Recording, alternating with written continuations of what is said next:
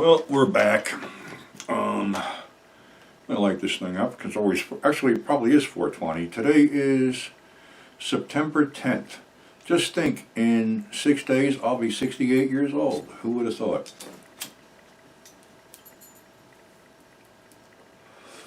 Certainly not me back in the day.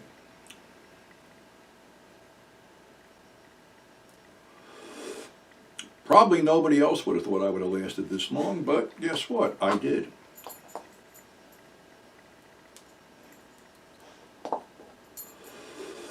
That hits the spot. But today, and I do pay attention to your comments, some I answer, sometimes my email gets fucked up, but one thing that a fan asked was, how did I react to certain movies back in the day? Because, you know, okay, I'll be 68. I've seen a lot of this shit in the theaters that some of our viewers haven't seen in the theaters. So the question was, how did certain films affect you on their first viewing? Which is a good question. So I plucked a list of a few films out of, you know, what people would think, and all right, let's go with Night of the Living Dead. Night of the Living Dead came out in 1968. I didn't see it in 68, but of course I heard all the horror stories and all the fake horror stories too, like something about the ghouls cracking people's bones open to suck the marrow out, and a dog running with a severed head in its mouth and crap like that. Well, by the time I saw Night of the Living Dead was the year after it was released, 1969, was on a double bill with Slaves. And it was playing at my favorite grindhouse in New Jersey, the Embassy Theater in Orange. So me and a friend went to see it, and pretty much as soon as the music came on, we looked at each other and said, maybe this wasn't a good idea. But we sat through it, got the shit scared out of us, and I was back the next day to catch it at a matinee. I would have to say, theatrically, I've probably seen Night of the Living Dead close to 100 times. And sometimes not by choice, because being that, you know, it was at one point public domain or was bounced around and people really didn't give a shit, it would wind up as a second feature to a lot of movies. I saw it as a second feature to Last House on the Left. I saw it as a second feature to Skullduggery. Saw it as a couple second features. I would always bring people to see it, and finally it found almost like a permanent home on the midnight movie circuit. So it honestly scared the shit out of me. Groundbreaking film, probably the first original American horror film. I mean, we've had horror films, don't get me wrong, but this was the first one that was basically uniquely American, because we had, you know, these creatures that Romero called the ghouls. I guess ghouls wasn't a marketable title because, you know, they changed them to zombies, flesh-eating zombies, whatever. But originally, you know, the classic ghoul character is a creature of mythology that feasted on fresh corpses. So that's where they got the ghoul thing too. But like I said, I guess the ghoul thing wasn't marketable. Next film was the Texas Chainsaw Massacre. Now, of course, they hyped the fuck out of this film. It was a bunch of radio spots, short TV ads, things like that.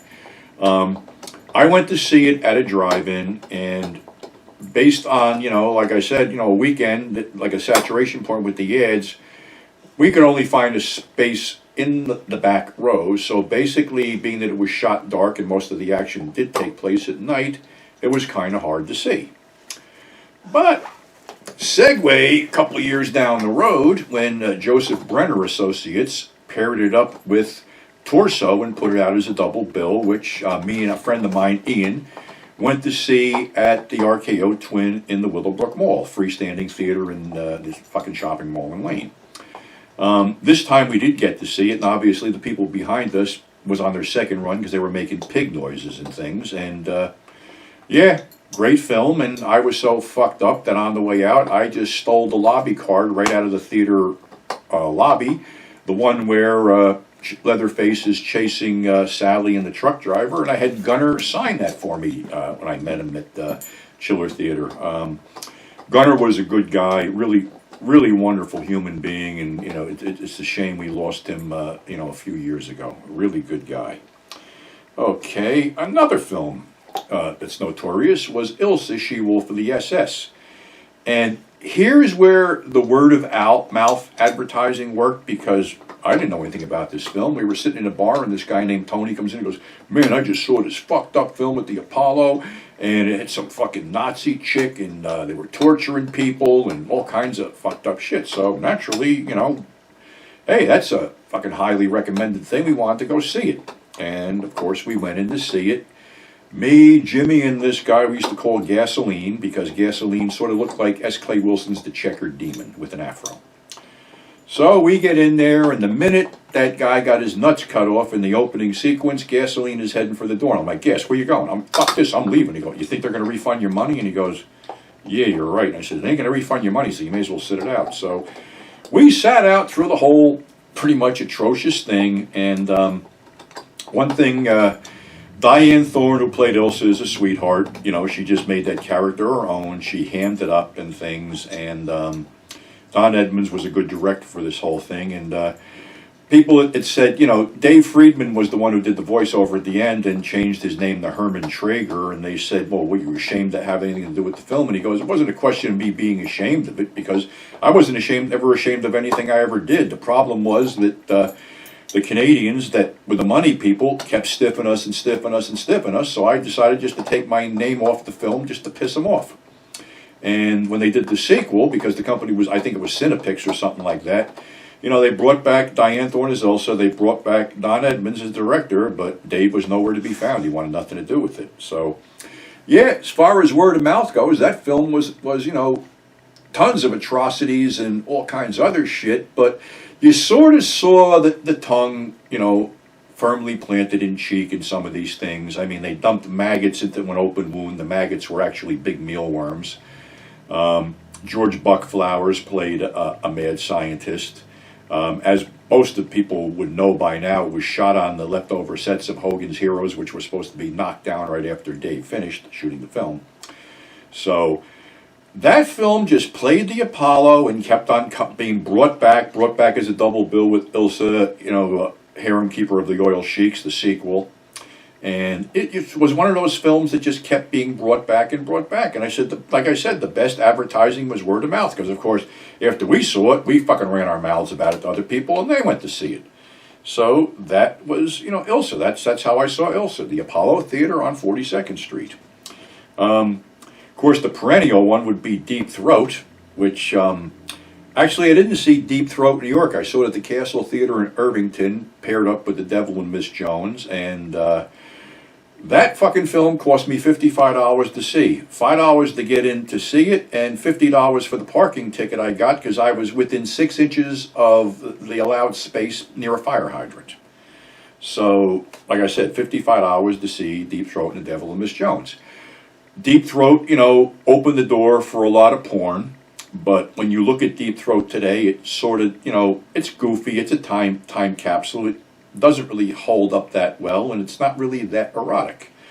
Where Devil and Miss Jones, by the same director, Gerard Damiano, actually Georgina Spevin was going to be the caterer on that set, but she was talked into playing the lead because they needed an older woman. I believe she might have been in her late 30s, early 40s when she took the role. But when you compare the two films, Devil and Miss Jones still holds up today. It still has that, tangible thing going on where, you watch this thing because it's sort of like a morality play almost, where, virginal woman commits suicide and goes to hell, and then if I know I was going to hell, I would have, had a fucking party, and basically she gets sent back for 24 hours to have that party. So, yeah, that's where I saw that, the Castle in Irvington. The Wild Bunch, controversial film when it first came out. Oddly, again, I, had heard all the horrible shit about it, how this was a bloody, violent film and should have never been made, yada, yada, yada. And I think Raquel Welch even, crapped all over it for some reason. But when people crap all over things and rip them up, I tend to want to see them. So I went down to the Embassy Theater on a Sunday matinee and was basically mesmerized by the whole thing, and mesmerized to the point where after the film ended, went to the payphone, called home and said, I'll be late for dinner because I'm going to sit here and see this again, which I did. So, very powerful film, roundly condemned when it first came out. But about 10 years later, it was played in a revival house, the Park Theater in Caldwell, double billed with Mean Streets.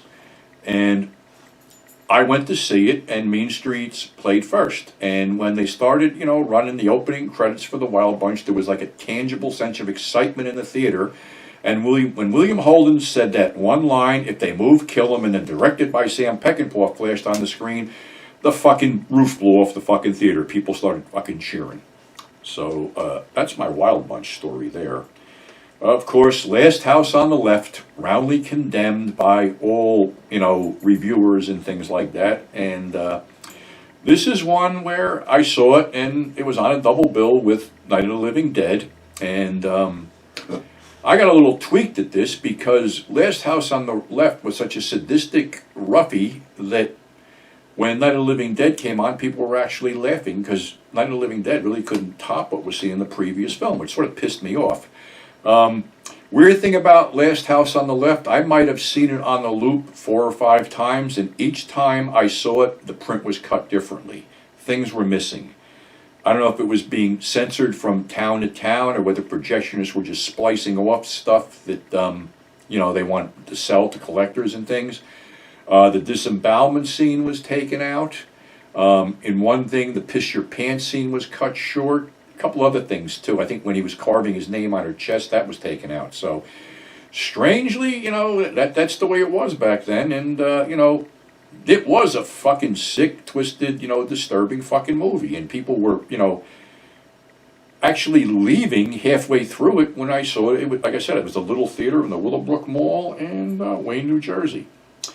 Another one that I saw, which was originally titled Fight for Your Life, and anybody who saw that film knows what I'm talking about, but had I seen the Fight for Your Life and seen the hype, that was surrounding it, I wouldn't have gone to see it. I got sucked in by the retitled version, Staying Alive. And as this thing progressed, this was one of those things that would incite an audience, because they used to call these race hate films, where basically the black protagonist is being fucking tormented by the white antagonist. And this was a case of, 3 escaped cons going up to a house with a black minister and basically terrorizing the whole family. And, it was like people were getting pissed off in the theater. You could feel that fucking tension. And I was like, okay, I'm going to be right out of here before the fucking credits roll, because I don't want to be fucking, get any fucking shit thrown at me or whatever because I'm white and this is pissing people off. There was a couple films like that basically would incite an audience. One was the Liberation of L.B. Jones, and another one was Goodbye Uncle Tom, the one done by people who did Mondo Connie and Africa Adito and things like that, which basically, somebody said it may have been released, but I doubt it, because this was the type of film that would have incited audiences to fucking burn down the theaters. It was that bad. But yeah, Fight for Your Life was not a good viewing experience in New York City. Dawn of the Dead, the much anticipated sequel to Night of the Living Dead, in full color this time. It was running at the United Artists Theater on Route 46 in Totowa. And it was, again, walk in and get the shit scared out of you, because right about the time when they blew that guy's head off, when they kicked in the door, I was like, maybe this is not a good idea.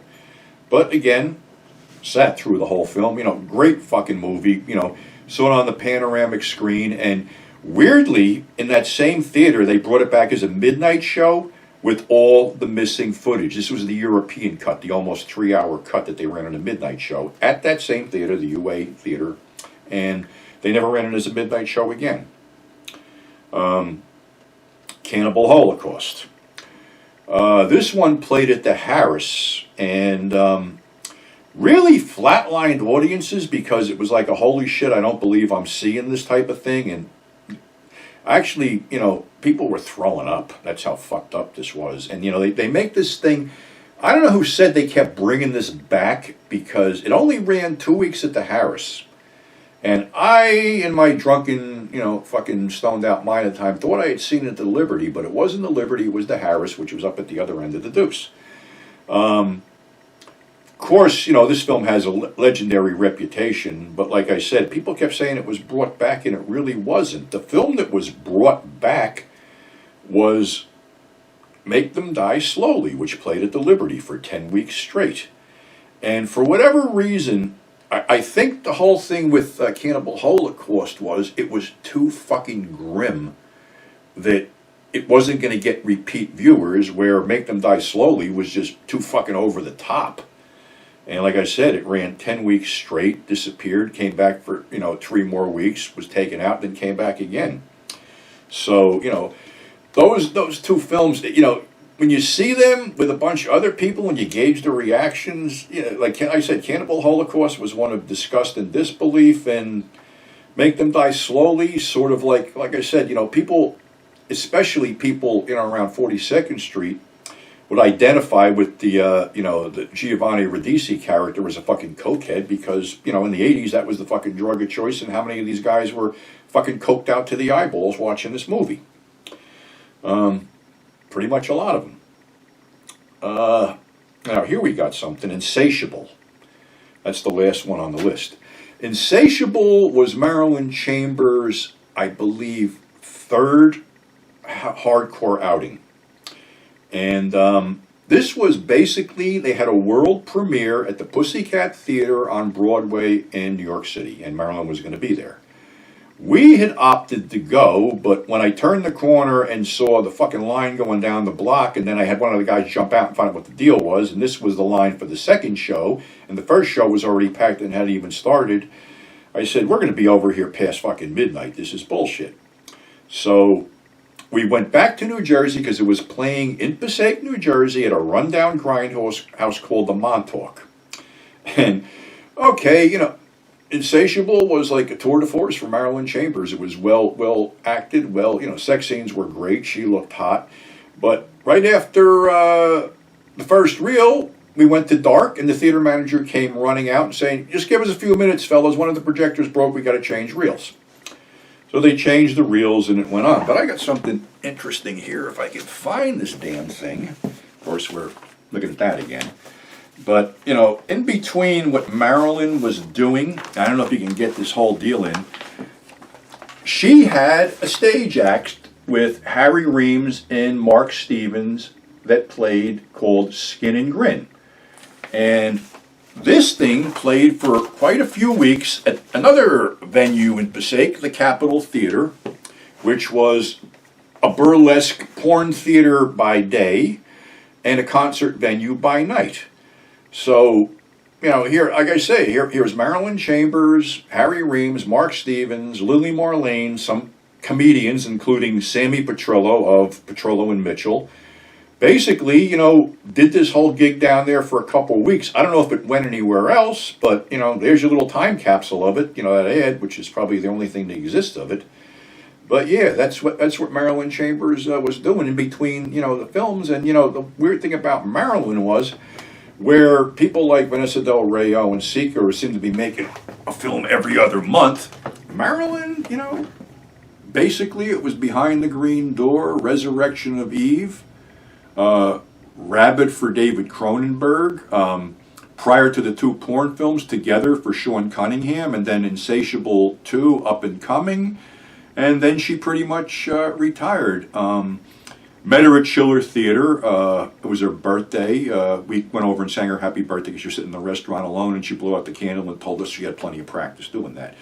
She was a cool lady, and I was really, really shocked when she passed away at age 57, and it wasn't anything that was, bad. It was a prescription medication mix-up, which basically killed her, which kind of sucks. But, I had encountered her several times, more recently at Cinema Wasteland, and she was a very cool lady and, really down-to-earth, nice person. So, sucks that she's no longer with us. But Okay, those are some of the films and where I seen them, what happened when I seen them, and how much they cost me when I seen them. So we'll have more for you shortly. So until then, stay safe, wear the fucking mask, and remember, this is September 10th. Tomorrow is 9/11, and my thing is, I was there. Never forgive, never forget, and bless the firefighters and the first responders who lost their lives trying to save other people. And like I said, stay safe, mask up. Thanks for subscribing, thanks for listening, and we'll see you on the flip side.